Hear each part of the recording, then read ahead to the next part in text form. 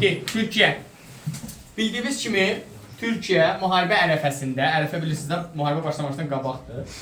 1938-ci ildə, 37-dən daha doğrusu, 37-ci ildən etibarən bitərəfliğini elan eləmişdir. Ta ki bu bitərəfliyi 1945-ci ilin fevralına kimi davam edəcək. Amma və lakin SSR-nin Türkiyə ərazi bütünlüyünə iddiası, yəni SSR-nin Türkiyəyə qarşı ərazi iddialan olması, hətta və hətta sizə deyim ki, Brest-Litovskinin qərarlarının ləğvi, Berlin Konqresi yenidən qüvvəyə minməsini tələblər edirdi. Ümumiyyətlə SSR-nin Türkiyə ərazi iddiasının olması, həm də Türkiyənin beynəlxalq aləmdən təcrid olunmamaq üçün 1945-in fevralında Türkiyə adı da olsa Yaponiya və Almaniya müharibə edir və müharibəyə daxil olacaq. Və bu müharibə daxil olması Türkiyənin beynəlxalq aləmdə təşkillənməsinin qarşısını alacaqdır və Türkiyənin BMT-yə daxil olmasına böyük bir söz verəcək. Və Türkiyə bununla da beynəlxalq aləmdə öz nüfuz sahibini çevrilməyə başlayacaq. Bu dövrdə Türkiyənin prezidenti İsmət İnönü olacaq. İnönü'nün dövründə hansı hadisələr baş verir? Əmək Nazirliyi yaradılacaq. İsmət İnönü bilirsiniz də Mustafa Kemal Paşanın ən yaxın silahdaşıdır, köməkçisidir, İnönü savaşlarında qalibidir. Burada Əmək Nazirliyini yaradacaqdılar müharibə dövründə, yəni sonra torpaq statü keçirilməsi haqqında qərar veriləcəkdi. Sonra açıq qapı siyasəti həyata keçiriləcəkdi, qapalıqdan imtina ediləcəkdi, ölkəyə kapital qoyuluşuna icazə veriləcəkdi, xarici məhsulların gəlişinə icazə veriləcəkdi. Yəni bundan hamısı eləyəcəkdi. Lakin aqrar islahatı tam keçirə bilmir. Çünki parlamentdə deputatların çoxunun torpaq sahibi olması aqrar islahatının keçirilməsinə imkan verməyəcək. 20-ci əsrin 50-ci illərə baxdığımızda Türkiyədə İsmət İnönü'nün dövründə demokratləşmə dövrü olacaqdı. Çünki Türkiyə tək partiyalı sistem idi 1950-lərə qədər. Lakin demokratləşmə dövrü, yəni bir növ 40-cı illərdə Türkiyə Marshall və Truman doktrinası tətbiq olunur. ABŞ-ın Marshall planı maliyyə yardımı idi. Truman doktrinası isə Yunanistanla bərabər ABŞ-ı SSR təhlükəsindən qoruyacaqdı. Marshall planı tətbiq olunması Türkiyəni bir növ belə deyək də Almaniya, Fransa, İngiltərənin oxşayacaqdır. Amma bunu eləyəndə ABŞ müəyyən şərtlər qoyub edirdi. Cəmiyyət demokratləşsin, mühit, iqtisadi inkişaf, bərabərlik olsun, liberallıq olsun, xarici ölkələrə açıq olsun, bazar iqtisadiyyatı. Yəni buna görə də Türkiyə 50-ci illərdə bu prosesi həyata keçirir. Elə bu prosesin nəticəsində Türkiyədə CHP-dən ayrılan, yəni İsmət İnönü və Atatürk'ün partiyasına ayrılan şəxslər özləri demokratik partiya yaradacaqlar, DP, və onlar prezident seçiləcək və baş nazir olacaq. Adnan Menderes baş nazir olacaq. Adnan Menderes'in dövründə Türkiyə iqtisadiyyatı canlanacaqdı. Amma bu proses uşaqlar 20-ci əsrin 50-ci illərin birinci yarısına qədər baş verir. 1955-ci kimi iqtisadi inkişaf canlanacaqdı, əhalinin sosial vəziyyəti yaxşılaşacaqdı, xarici siyasətdə ABŞ-a meyilli siyasət edəcəkdi, digər Avropa dövlətləri kimi oxşar cəhət yenə də və 1952-ci ildə Koreya müharibəsinə qoşulmaqla Türkiyə NATO üzv olacaq. Yenə NATO-ya üzv olunması ABŞ-ı, İngiltərənin 40-cı illər, Almaniyanı və Türkiyənin 50-ci ildən oxşar cəhət eləmək olardı. Və lakin 50-ci illərin ikinci yarısına baxanda vəziyyət ağırlaşacaqdı. İqtisadi gerilik baş verəcəkdi, əhalinin sosial vəziyyəti ağırlaşacaqdı, inflyasiya baş verəcəkdi, pul dəyərləri düşəcəkdi və orta təbəqə narazılıq yaşanacaqdı. 1960-cı ildə tələbələrin bir növ belə deyək də çıxışları nəticəsində bir növ qarşısı alına bilinməyən mitinglərə görə ordu müdaxilə edəcəkdi və 1960-cı ildə ilk Türkiyə tarixində hərbi çevriliş olacaqdı. Hərbi çevriliş baş verdi. 1960-cı ildə hərbi çevriliş olur və ordu hakimiyyəti ələ keçirəcəkdi. 61-ci ildə Türkiyənin yeni konstitusiyası qəbul olunacaqdı. Bu konstitusiyaya görə hakimiyyət 3 qola bölünəcəkdi. Qanun, icra və məhkəmə hakimiyyəti. Məhkəmə hakimiyyətinin yaradılması biz belə deyək də ABŞ-ın 1787-dən oxşar cəhət verəcəkdik. Məhkəmə hakimiyyəti icra hakimiyyətini bir növ nəzarət eləyəcəkdi və icra hakimiyyətinin əl-qolu yığıb geniş şəkildə qanunverici orqana səlahiyyətlər veriləcəkdi. 61-ci ildə dedik konstitusiyası həm də Türkiyədə ikinci konstitusiyaya bərabər bəzi mənbələrdə ikinci respublika dövrü deyilir. Yəni 24-lər adlanan respublika, 60-da qaydalar dəyişdirildi deyə deyilir. Amma siz onu ehtiyac yoxdur bilmənizə. 61 ikinci konstitusiyanı bilsəz bəs.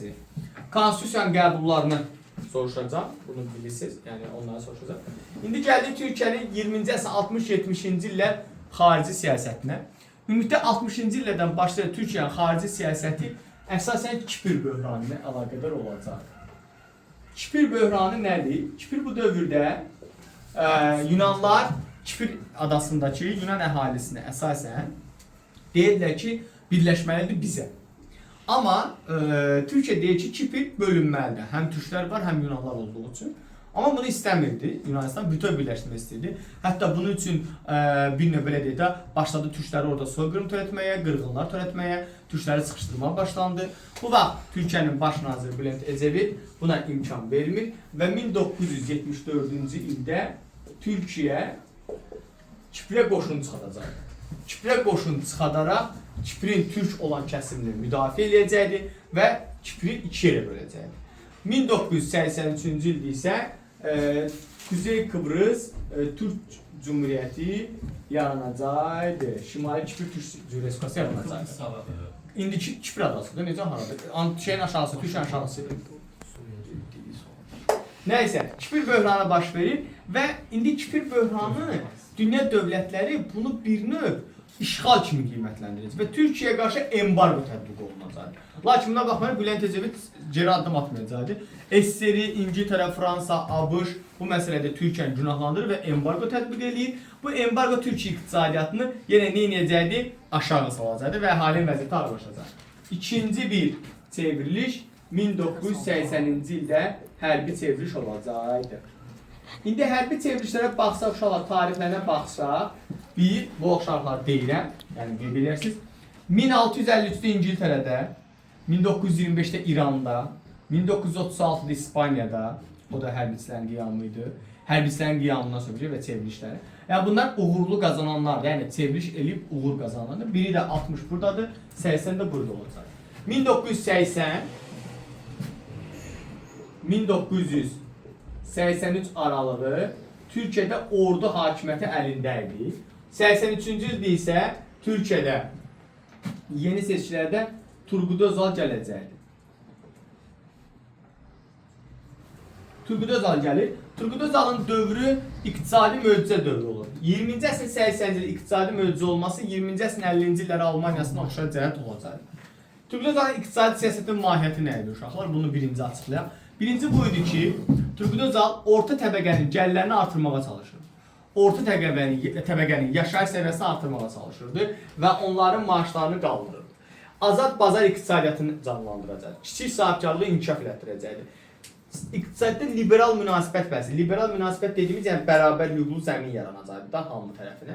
Və 80-ci illərdə bu islahatların nəticəsində Türk iqtisadi qısa müddət ərzində canlanacaqdır və inkişaf edəcəkdir. Hətta buna görə Turgut Özal baş nazir vəzifəsindən prezident vəzifəsinə qədər də ucalacaq. Yəni prezident seçkilərdə belə partiyası yenə qələbə qazanacaq və bu dəfə bu baş nazir yox prezident seçiləcək.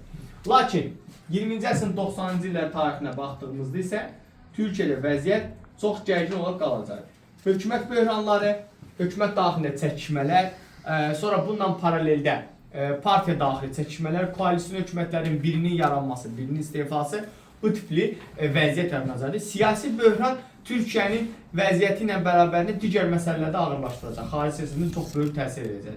Və bu dövrdə hətta ən böyük problemi 80-ci ildə yaranan Kürt problemi və PKK problemi olacaq. PKK Asala təşkilatına çox güclü mübarizə aparacaq. Xüsusən də PKK terror təşkilatına çox güclü bir mübarizə aparacaq. Və Türkiyə 90-cı ildə bu barədə bir növ bildiyimiz, yəni savaş verəcək. Müasir dövrə baxdığımızda, 21-ci əsrin daxilinə baxdığımızda 2002-ci ildə Rəcəb Tayyip Ərdoğan Türkiyə AKP Ədalət İnkişaf Partiyası və hətta belə də AKP türkləri demirsə, AKP 2002-ci ildə hakimlik edəcəkdir. Rəcəb Tayyip Ərdoğan prezident seçiləcəkdir. Daha doğrusu üzr istəyirəm, baş nazir seçilir 2003-cü ildə. 2014-cü il referendumda isə o hökumət sistemini dəyişərək, baxın, Türkiyədə sistemi dəyişərək, parlament respublikadan prezident respublikaya keçirərək bunu 2014-cü ildə prezident vəzifəsini daşıyacaq. Parlament Respublikadan prezidenti respekt çevrilməsi De Gaulle'la oxşar cəhət edəcək Recep Tayyip Erdoğan'ı.